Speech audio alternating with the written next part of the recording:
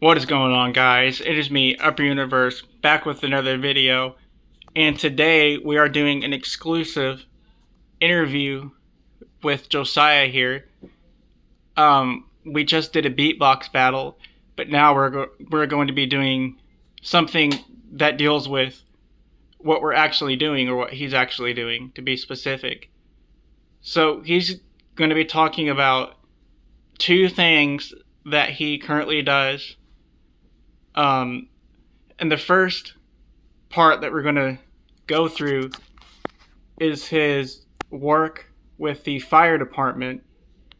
Uh, so, if there's really, before I ask any questions, is there any like brief synopsis you can give as to what all goes on? Train. All right, so it's training. What kind of training program is it like? So, are you asking what we do? Yes. Set up ladders, gear drills, make sure you can get all your gear on in under 2 minutes.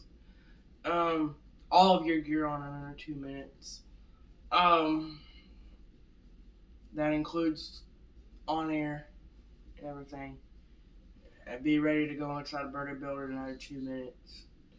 Apparatus on the rehab apparatus, rehab on a structure fire, medical, water and safety, dive rescue, rope technicians. All this stuff that we do is training for the fire department. How much would you say that this work would help someone who would want to pursue a career for firefighting? Oh, amazing. You do everything for firefighting there. So, and you're a firefighter already when you join, and they teach you how to be a good firefighter. What's some of the difference between someone who might not be a cadet versus someone who has moved up from the cadet program to a firefighter? What's the difference? Mm-hmm. They can they can do a lot more than we can. We're kind of restricted. Um, unless if you're a part of the cadet captains program, um, which I'm signed up to be. So, um, cadet captains have a lot more privileges than regular cadets. So basically, but over cadets in general, over firefighters are a lot more. They can talk on radios and um, do anything they want. Cadets really can't do anything they want per se. There's rules and restrictions. Cadets can't bring in pocket knives to the stations. Firefighters can. I don't know why that's a rule, but it is. Um, you can't have emergency blue lights in your vehicle. The firefighters can. And that's basically it. Everything else is all the same. All the same privileges. So you get to see real world scenarios. Of course, all the And time. what has there ever been something that was off or misleading or kind of weird in a way? Mm-mm. So where have You you know had what you're doing. no, like you went to a scene and were expecting something, but you ended up seeing something completely else? Are you trying to tell me what? Are you trying to get me to tell one of these stories? Tell a story if you want to, or if you can. You're trying to get me to say the forklift accident. No, that wasn't a surprise. Yes, it was. Okay, so well, you can, if you want to talk about it, you can. Well, we got a run out for a forklift accident. That's all we got. It just said forklift accident. So we're assuming that a forklift had hit another vehicle and that's an accident. But no, the forklift operator fell under the forklift while it was still running. Now you're going to be doing a competition here soon. That's right. Could you go over what that competition will be about? It's a junior firefighters competition. It's going to be 3 days long. 5 or so exercises that you have to do There are 5 or more physical challenging uh, stuff that you have to do, like running upstairs and hose advancements and the gear drills, making sure you can put all your gear on correctly and just all that kind of stuff. It's what I know.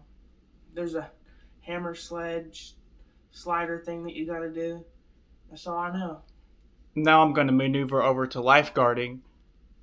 Um, so this one is more of a an established routine. You're not doing necessarily as many activities as you do at the fire department. So how does a general day as a lifeguard work for? Well, watch my video.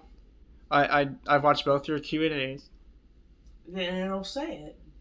But for the people who didn't watch my Q&A, go watch it. Make sure you subscribe to my channel. We're going to post a thing in the description. It's going to bring you right to my channel. Make sure you subscribe while you're at it. I post lifeguard content and just any content that I can think of.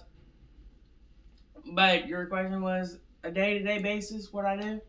What's a normal day look like? Well, I can't name any names or any places for privacy reasons, but I can tell you that I have to do a safety checks every single time I go there, which is 3 times a week, which is what they want you to do safety checks on 3 times a week. And it just so happens that I work Monday, Wednesday, and Fridays, so that works out great. So we can have days spread apart to check for the safety equipment. But anyways, the day-to-day basis is you just basically get there, place down all my stuff. I'm already in my uniform, so I don't have to change to my uniform. So I'm already in it. And then I do my safety check, and then I go get a lifeguard tube and sit in a chair and watch the pool. And sometimes I get out of the chair, if I'm tired of sitting down, I get on my chair and walk the deck.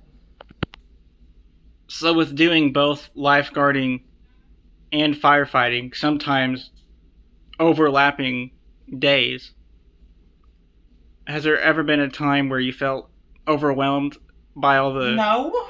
Okay, so you do lifeguarding a few hours, you do fire department a few hours, you come home, sit down, lay around. Yeah. Sit down, lay around. Don't think.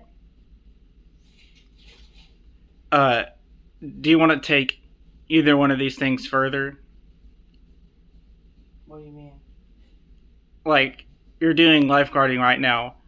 Yeah. The work is a few hours a day. It's not necessarily a full time. Right.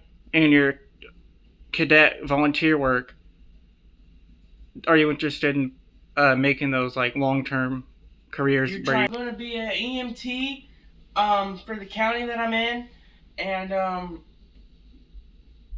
also going to work, hopefully, maybe if the times allow, as a program assistant in my school corporation. And